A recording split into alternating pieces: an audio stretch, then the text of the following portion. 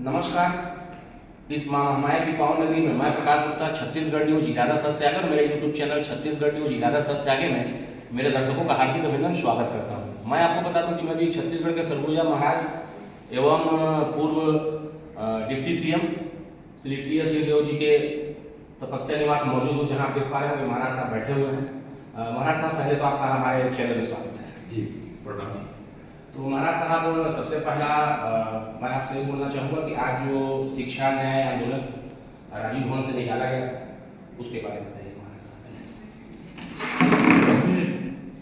वर्तमान में शासन नियमितीकरण के नाम पे जो व्यवस्था लागू करनी चाह रही है उसका विरोध, जहाँ अतिशय शिक्षक हैं जिस शाला में, वहाँ से हटा के जहाँ शिक्षक नहीं है वहाँ भेजना, ये नियमितीकरण तो समझ में आता है। लेकिन उसकी आड़ में जो 1+2 प्राइमरी स्कूल में था और 1+4 जो मिडिल स्कूल में था, उसको 1+1 करना और 1+3 करना, इससे कम से कम 45,000 शिक्षक बैठा दिए जाएंगे। ये एक दृष्टिकोण। दूसरा जो इससे भी महत्वपूर्ण मेरी समझ में है वो ये है कि बच्चों की शिक्षा की गुणवत्ता पे बहुत विपरीत प्रभाव पड़ेगा। आप स्वयं भी समझ सकते हैं, दर्शक भी आपके इस बात को स्वीकार करेंगे या समझने की कोशिश करेंगे। आज प्राइमरी स्कूल में 1+2 का सेटअप है, एक हेडमास्टर और 2 शिक्षक। पहली कक्षा से 5वीं कक्षा तक 18 क्लासेस लगते हैं। पहली और दूसरी में 3, तीसरी, चौथी और 5वीं में 4, 12 और 6, 18। अब ये 18 कक्षाएं अभी तक 2.5 टीचर देते हैं, 2 जो शिक्षक हैं और एक जो प्रिंसिपल हैं, उनको और काम रहता है, तो समझिए आधा टाइम को दे सकते हैं। अब उसमें आप 1.5 पे ला देते हैं कि 18 विषय, 18 क्लास कौन लेगा? एक शिक्षक और एक हेडमास्टर, जिसके पास दूसरे भी काम है। तो युक्तिकरण का आदेश आया है, उसमें भी लिखा हुआ है कि हेडमास्टर ये संधारण करेंगे, पुराना संधारण करेंगे इत्यादि इत्यादि इत्यादि। और जहाँ युक्तिकरण हो जाएगा, जिन शालाओं को एक परिसर में माना जाएगा और प्राइमरी स्कूल को मिडिल स्कूल में मर्ज कर दिया जाएगा या प्राइमरी और मिडिल को हाई स्कूल में मर्ज कर दिया जाएगा, तो हेडमास्टर भी हट जाएगा। तो एक प्राइमरी स्कूल में एक शिक्षक रह जाएगा। ये कौन सी बुद्धिमानी है, कौन सी बुद्धिमत्ता है जो इनको ये बता रही है कि एक शिक्षक पढ़ा देगा बच्चों को? 2 शिक्षक बहुत मुश्किल पढ़ा पाते हैं।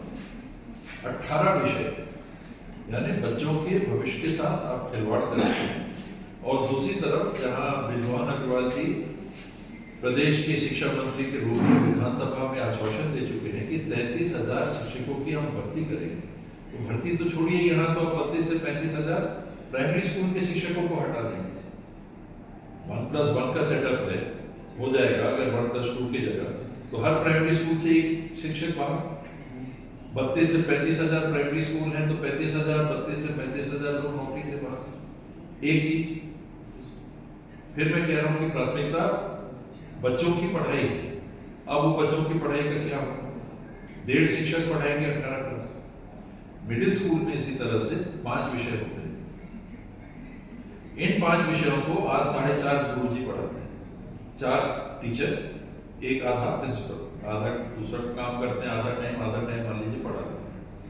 अब 5 शिक्षकों को 3.5 गुरुजी पढ़ाएंगे। 1+4 को आप 1+3 कर रहे हैं, तो 3 टीचर और एक आधा टाइम प्रिंसिपल, हेडमास्टर, ये 5 विषय पढ़ाएंगे। कैसी गुणवत्ता की शिक्षा आप देंगे हमारे बच्चों को? यानी आप क्या कर रहे हैं? एक तरफ शुद्ध पैसा बचाना चाह रहे हैं सरकार का। किस क्षेत्र में? शिक्षा के क्षेत्र में, जो दुनिया की प्राथमिकता क्षेत्र है सेवा के क्षेत्र में। प्रथम कर्तव्य किसी सरकार का क्या माना जाता है?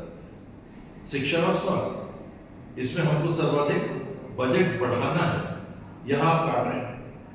यानी कुछ तो सोच होनी चाहिए ना, किस बुद्धिमत्ता से ये निर्णय लिया जा रहा है कि आप हमारे शिक्षा की प्रणाली से और उसके साथ में हमारे बच्चों के भविष्य के साथ आप खिलवाड़ कर रहे हैं। तो बहुत बड़ा विषय है, बहुत गंभीर विषय है और इसका तो जितना विरोध होगा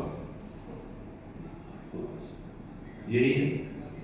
और इसी कारण से आज सभी साथी जिले के जुटे थे, सभी वरिष्ठ साथी जुटे थे, इसकी गंभीरता को जो जान रहे हैं, समझ रहे हैं और डीओ कार्यालय को घेराव किया।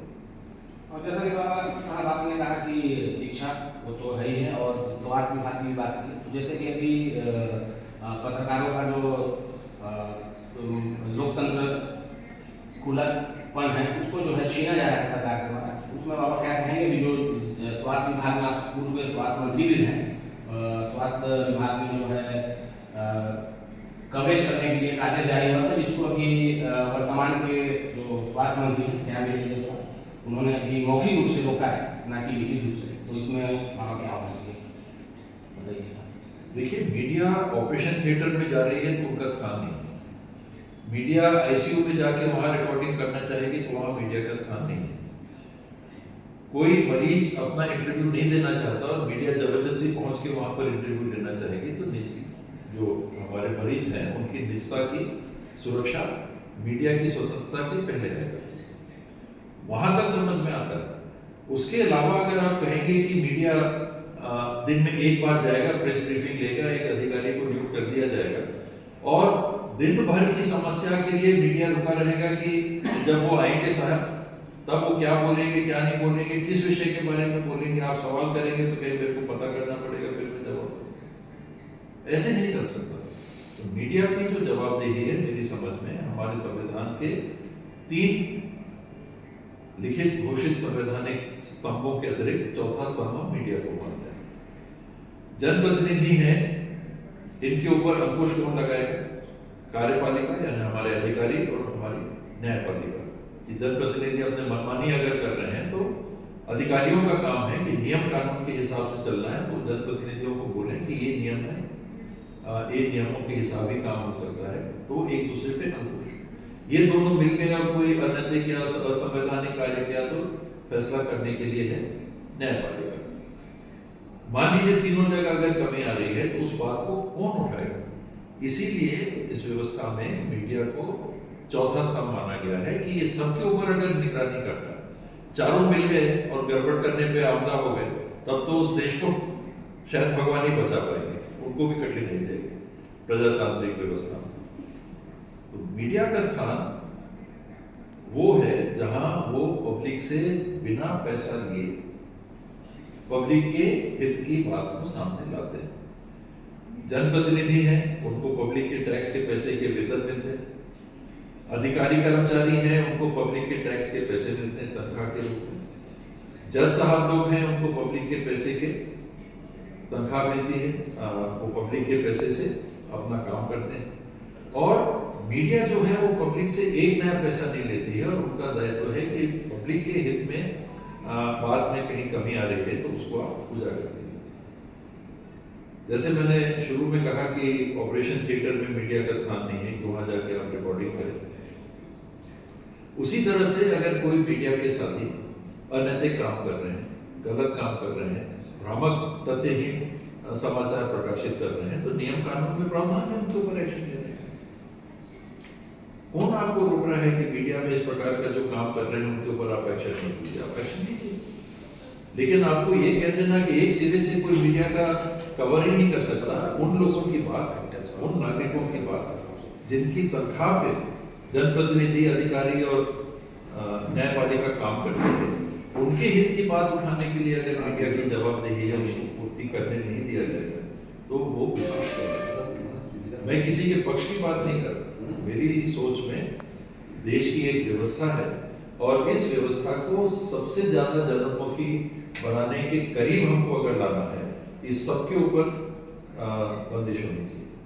मीडिया भी जो मना कर दे नहीं हो सकता, नियम है, कानून है, बंदिश रहेगी।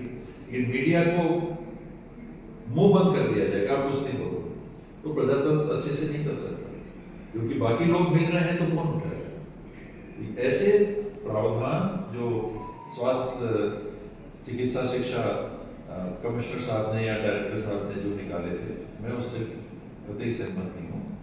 और मेरा भी अनुभव, आपने कहा मंत्री के रूप में भी आपको काम करने का मौका मिला, मंत्री के अलावा जनप्रतिनिधि के रूप में भी कई वर्षों से, कब 40-50 साल हो गया मैं काम कर रहा हूँ।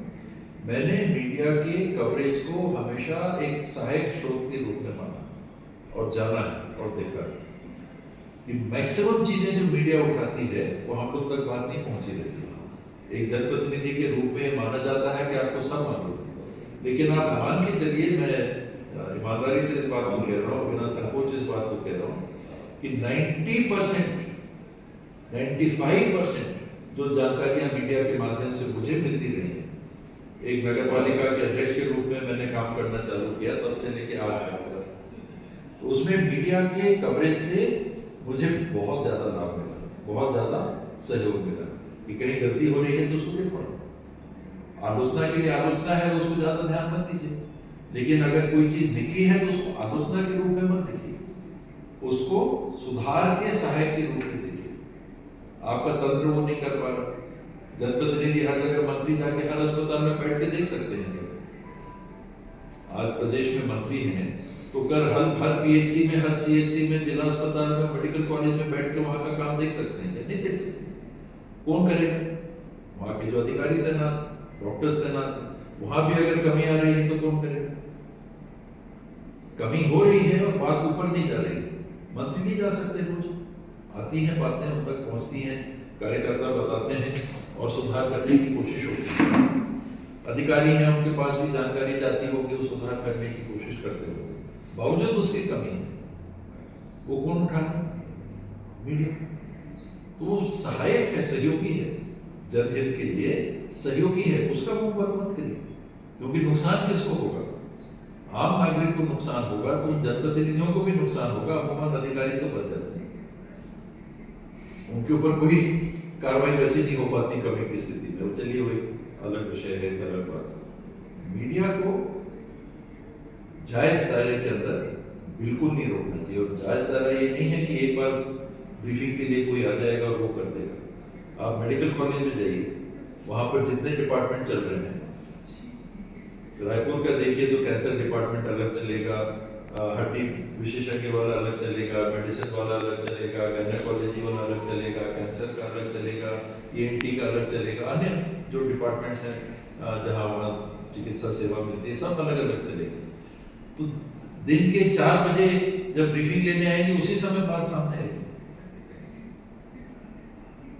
दिन भर में जो हो रहा है उसको सामने लाने में क्यों संकोच करना चाहिए जनप्रतिनिधि या अधिकारी को? अगर कोई कमी है तो उसको उस भावना से लीजिए और उस भावना से काम करिए और मीडिया को रिपोर्ट करने दीजिए। कोई गलत काम मीडिया का कोई साथी कर रहा है तो प्रावधान है, आप एक्शन लीजिए। प्रजातंत्र में मुंह बंद करना प्रजातंत्र की बुनियाद को हिलाने वाली बात। और महाराज साहब, जैसा कि अभी किसानों के हित में आपने अभी एक राजीव भवन में प्रेस कॉन्फ्रेंस भी किया, जिसमें खाद्य सब कमी आपने बताया, उस कमी को भी बताइएगा। और उसमें जो है आपके प्रेस कॉन्फ्रेंस के बाद सरगुजा जिला भाजपा में वो आपके बयान को आरोप तथ्यहीन बताया, तो बताइए। मैं अध्यक्ष जी की बात के बारे में तो कुछ नहीं कहना चाहता जी। जहाँ तक हम लोग को जानकारी मिली है जी, वो फील्ड में 3-4 बातें सामने आई हैं। एक कि डीएपी और इफ्को की खाद किसानों को अभी चाहिए, वो भंडारण नहीं हुआ। मैंने उदाहरण दिया था, जो रिपोर्ट हम लोग के पास है, मुंद्रा विधानसभा की 12 समितियों की जानकारी आई थी, उनमें 8 समितियों में इफ्को नहीं थी और 6 समितियों में 12 में से 8 शून्य था स्टॉक, और डीएपी का मेरे ख्याल से 12 में से 6 में शून्य था स्टॉक, और सबको मिला के 16 से 18% जो मांग की मात्रा थी उसके एक एवज में भंडारण अभी हो पाया। तो खाद नहीं मिल रहा, वो प्राइवेट में जाना पड़ेगा, काला बाजारी में। इफ्को के भाव को लोगों ने बताया कि गुपचुप तरीके से 250 रुपये बढ़ा दिए गए। न्यूनतम समर्थन मूल्य के संदर्भ में ये बात सामने आई, केंद्र सरकार ने घोषणा की कि जो तंत्र है जो दाम तय करता है, एमएसपी हर साल तय करता है, उन्होंने 49 रुपए बढ़ा के दाम तय किया। ये 49 रुपए जो है लगभग 2% पिछले साल के भाव के होते हैं। मेरे ख्याल से 2162-2163 था, अभी कुछ बढ़ाया गया स्टार्ट रखा होगा, तीसरा होगा। मुद्रास्फीति जिसे हम इन्फ्लेशन कहते हैं, ये 6% के आसपास भी अगर आप माने, किसी वस्तु में कम होगा, किसी वस्तु में ज्यादा होगा, एवरेज अगर 6% आप पकड़ के चलते हैं। तो पिछले साल अगर किसान के पास 100 रुपए थे और 100 रुपए में वो सामान खरीद लेते हैं, जिस बात को प्रधानमंत्री जी ने कहा कि हम 2022 तक किसान की आमदनी दोगुनी कर देंगे, 2022 बीत गया या 2025 है, अब आमदनी दुगनी करने की दिशा में कदम क्या उठाया गया कि आपने 2% न्यूनतम समर्थन मूल्य और महंगाई कम से कम 6%। तो पिछले साल में आपके पास जो 100 रुपए था, अब सरकार ने 2 रुपए बढ़ा दिया उसमें, तो आपके पास 102 रुपए आ गए, दाम 6 रुपए बढ़ गए तो 106 रुपए हो गए। तो पिछले साल 100 रुपए में जितना आप सामान खरीद सकते थे, इस साल आप 102 रुपए में कम सामान खरीद पाएंगे, क्योंकि उसकी कीमत 106 रुपए होगी। मैं समझाने के लिए कह रहा हूँ, समझाने की कोशिश कर रहा हूँ, बाकी ये चीज अलग अलग होगी, दाम अलग अलग होंगे। तो एक आमदनी बढ़ रही है, किसान की आमदनी वास्तविक आपने बढ़ाई है। अगर आपने कहा कि हमने न्यूनतम समर्थन मूल्य बढ़ा, कितना बढ़ाया? 50। वो कितना हुआ पिछले साल के भाव का? 2%। महंगाई कितनी है? कम से कम 6% बढ़ी। तो आपको फायदा हुआ किसान को कि घाटा? इफको का दाम 250 रुपया बढ़ गया, फायदा हुआ कि घाटा? सोसाइटी में भंडारण नहीं हो रहा है, प्राइवेट में आप खरीदिएगा, ज्यादा दाम में खरीदिएगा, किसान को फायदा हुआ कि घाटा? अब किसी को ये लगता है कि गलत है, तो भाई आप पता कर लीजिए, गलत है तो मेरे को भी ले चलिए, फील्ड में चलते हैं, किसानों से बात कर लेंगे कि जो हम लोग के पास जानकारी है वो तथ्यहीन है कि सही। चौथी बात यह है कि सरगुजा संभाग को असिंचित घोषित कर दिया। रिकॉर्ड में जहां सोसाइटी में जाया जा रहा है, उनको कहा जा रहा है कि जितने किसान हैं सबको असिंचित मत करना। इसमें क्या बात सामने आती है? पहली बात यह आती है कि अनेकों किसानों ने बताया कि कुछ तो जो पहुंच वाले हैं उन्हें किसी तरह से अपना सिंचित करा दिया। रिकॉर्ड में सिंचित किसान को केसीसी क्रेडिट कार्ड में हेक्टेयर के पीछे 50,000 रुपए, असिंचित किसान को 40,000 रुपए। तो जो सिंचित किसान है, जिसको कि सरकार के नियम व्यवस्था के हिसाब से 50,000 रुपए हेक्टेयर के पीछे मिलने चाहिए अपनी अच्छी खेती करने के लिए, उससे भी आप 10,000 रुपए ले कम कर दे रहे। जो लागत है, लागत लगाइएगा तब तो खेती करिएगा। मान लीजिए 10,000 कम हुआ तो किस चीज में आप खर्चा कम करिएगा? खाद कहाँ से लाइएगा, लेबर कहाँ से लाइएगा, बीज कहाँ से लाइएगा, लागत जुताई वगैरह वगैरह जो खर्चे खेती किसानी में लगेंगे, 10,000 कम देके सरकार कह रही है कि वैसे खेती करो जैसा लगेगा। अगर वो सक्षम है करने में तो 50,000 क्यों दे रहे हैं, 40,000 क्यों दे रहे हैं? कैसे मत दीजिए। अगर आप किसान को पैसे दे रहे हैं तो किस लिए दे रहे हैं? कि जेब से उनको खर्चा ना करना पड़े। आप लोन उपलब्ध करा दे रहे हैं, जो आपके पास पैसा है उसको परिवार के लिए लगाइए। लोन हटा दीजिएगा तो परिवार के लिए जो पैसा लगा था उसको खेती में लगा दिया। क्यों लोन दिया जा रहा है? किसान क्रेडिट कार्ड क्यों दिया जा रहा है? ताकि किसान के पास खेती में पैसे लगाने की दिक्कत ना है, और उस दिक्कत को, और इसमें ब्याज भी मेरे ख्याल से नहीं लगता है अगर समय में आपने पढ़ा लिया तो। जो राशि आपको एक सहयोग के रूप में शासन के तंत्र के माध्यम से मिल रही है, उससे भी आप किसान को वंचित कर रहे हैं। तो ये अगर किसी को लगता है कि ये गलत जानकारियां हैं तो पता करना, आप पता करो ना, दूसरे के ऊपर क्यों छोड़ रहे? आप जाओ, आप जिम्मेदार मीडिया के साथी हो, प्रहरी हो, आप जाओ पता करो कि बात सही है। महाराज साहब, जैसा कि अभी बरसात का सीजन है और ये नगर निगम का ये हाल है कि सड़क की हालत तो खराब नहीं है। बिजली का जो ट्रांसफार्मर लगा हुआ है लगभग मैं तो मानूंगा कि खुला ही रहता है। कई जगह घटनाएं भी होती है महाराज साहब। शाम को लोगों को मच्छर परेशान करके रखा है, दिन में मक्खी परेशान करके रखा है। तो बजट आने के बाद भी जो है, और अभी बीच में ही आपके कांग्रेस पार्टी के ही कई पार्षद जहाँ उनको काम उनका नहीं हो पा रहा है, उसको लेकर भी घिराव भी किए, तो नगर निगम क्या करेंगे? इसमें शासन सत्ता के साथ एक तो भाई भतीजावाद होता है कि अगर कांग्रेस की भी सरकार रही हो और हम ये कहें कि सबको एक जैसा दिया तो वैसा नहीं होता, लेकिन कुछ तो होता है, कुछ तो दिया जाता है। तो कुछ अगर साथी ऐसा कह रहे हैं कि हमको उस राशि से भी भले कम मिले, भाजपा के पार्षद हैं उनको कुछ ज्यादा दीजिए, कांग्रेस के पार्षद हैं उनको कम दीजिए, हालांकि करना नहीं चाहिए ऐसा। तो मान लीजिए पहले भी अगर ऐसा हुआ हो तो आप भी वैसे ही कर रहे हैं कि भाई पहले ऐसा हुआ हम भी ऐसा करें, लेकिन मुझे नहीं लगता कि जीरो ना हो। मैं बहुत ज्यादा इसमें जुड़ा नहीं नगर निगम के काम में, क्योंकि वही था कि नगर निगम को अपने से चलाना है, तो मैं बहुत ज्यादा इसमें डिटेल में नहीं गया, क्योंकि मुझे नहीं लगता है कि भाजपा के वार्डों में काम ही नहीं। समय भी हो गया, कुछ तो मैंने देखा था कि ज्यादा वोट कांग्रेस के वार्डों से कुछ वार्डों में ज्यादा भी काम हो, उसमें कम हो, वहां तक तो देख लिया ठीक है या नहीं, शायद आज के युग के व्यवहार का हिस्सा बन गया, लेकिन नहीं देना ये गलत है। और सड़कों की बात आपने कही, तो देखिए अभी तो टूटते हुए दिख रहे हैं सड़क, बारिश आ गई है काम नहीं हो पाएगा, आगे देखिए क्या होगा। अभी तो ट्रेलर है, पिछले साल भी हम लोग गए थे रेलवे स्टेशन को जो रोड जाती है उसमें ये हुआ था, बात हुआ था, मैंने उस समय भी यही कहा था कि थूक पॉलिश हो पाएगा, जब तक नाली नहीं बनेगी तब तक पानी रोड में जब भी जमा होगा, लोगों ने रोड ऐसी बना दी। अब ये ऐसा हो गया है शहरी क्षेत्रों में, दुकान आ गए, घर आ गए, तो जो ढाल में पानी होता जाया करता है सामान्य रूप से जो डिजाइन है रोडों का, वो आपने बाधित कर दिया। आप आगे बगल में घर बना दिया, ऐसा हो गया। ऐसा भी नहीं, लोगों ने ऐसा कर दिया कि हमारे दुकानों में हमारे घर के पास पानी ना रहे, पानी कहाँ जा रहा है, रोड के ऊपर, नाली है। आप देख लीजिएगा रोड की हालत, फिर स्टेशन जाने के लिए क्या हो जाएगा। अभी तो नहीं हुई है ना, मैं अभी से ही कह रहा हूँ। मैं अच्छा होगा कि मेरा अनुभव गलत निकले, लोगों को परेशानी ना हो, फिर वही होगा। आपने सब स्टेशन या ट्रांसफॉर्मर्स की बात की, तो पता नहीं डायरेक्टली नगर निगम के उसमें आता है कि नहीं, विद्युत विभाग को देखना चाहिए, लेकिन देख रहे तो नगर निगम को करना चाहिए, तो जानकारियां विद्युत विभाग को देख के उनको हर चीजों को ठीक कराना चाहिए। और पैसे की जो बात है, ये कैसी चल रही है सरकार, अभी कोई लोग बेहतर बता पाएंगे कि अभी मैंने सुना कि सैंक्शन है, अभी अगर सैंक्शन आया पैसे का तो उसका उपयोग कब होगा। बजट आपने फरवरी में पास कर दिया था,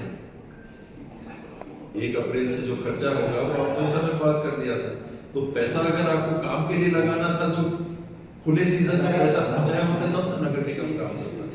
अब नाम के लिए आपने कहा कि 30 करोड़ रुपए हमने भेज दिए, काम क्या होगा। सड़क जिसकी आपने प्रश्न किया जिसके बारे में, उसमें काम हो पाएगा क्या? नहीं हो पाएगा। तो या तो आपने सिर्फ सैंक्शन भेजा, पैसे नहीं भेजे, एक छप के अखबार में कि इतने पैसे आ गए, काम में कहां कर पाएंगे। बरसात के समय तो 2 महीना 3 महीना तो हो गया, तब तक रोड की जो भी हालत, मच्छर इत्यादि बरसात में तो स्प्रे वगैरह नहीं होता, लेकिन नालियों में जो कीटनाशक वगैरह डालते हैं उसको कर सकते हैं। तो आप देख पा रहे थे कि हमारे साथ जो है सरगुजा महाराज एवं पूर्व के deputy CM Shri T S. Singhdeo ji जुड़े हुए थे, जिन्होंने हमारे सवालों का बेबाकी से जवाब दिया। मैं अपनी वाणी को विराम करता हूँ। जय हिंद, जय भारत।